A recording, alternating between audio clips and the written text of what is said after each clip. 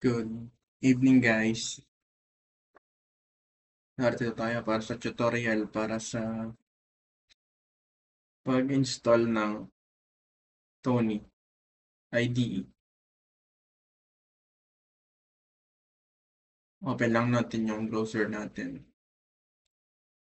Then, punta tayo sa tony.org.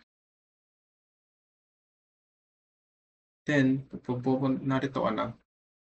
Hanapin mo yung Windows. Then, hanapin mo lang tong Windows installer with 64-bit Python 3.10. Ang Windows 11 po siya. Windows 11 ang gamit natin. Then, click this and save. And nag-download na siya. Then, punta rito. Click lang natin yung na-download natin. Then, antayin lang natin siya. Install for only me. Then, ito, next lang. Next, I accept. Then, next. Then, next. Next. Then, next lang natin to. Tapos, install na. Wait lang natin siya.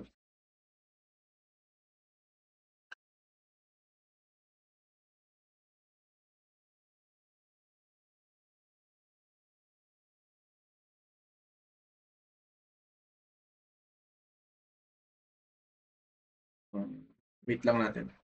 Medyo matagal.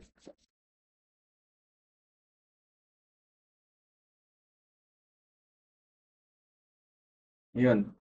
Success. Finish na lang natin to. At yun na-install na siya.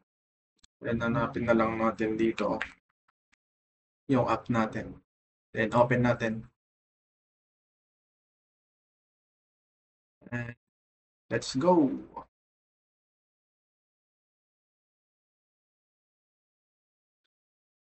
Wait na lang natin. Ito na siya. Ko-open na siya. Dito. Dito yung ano niya. Dito tayo magko-code. And dito naman, sa file, dito tayo magbubukas ng file natin. Open or kaya new. Dito tayo gagawa ng code natin. Ito close all.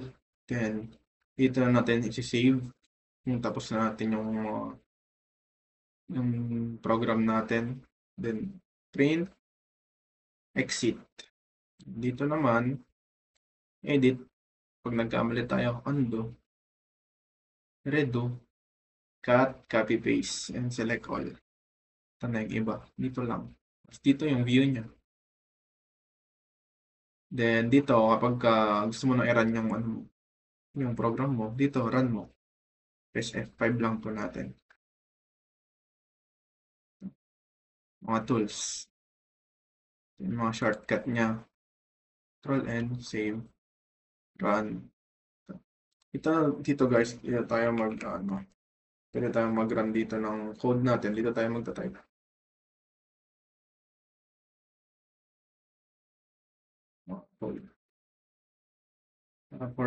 For example, ito. And hello world.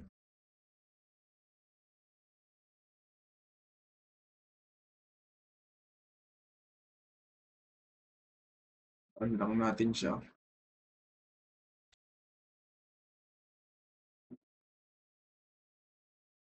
Guys, don't worry.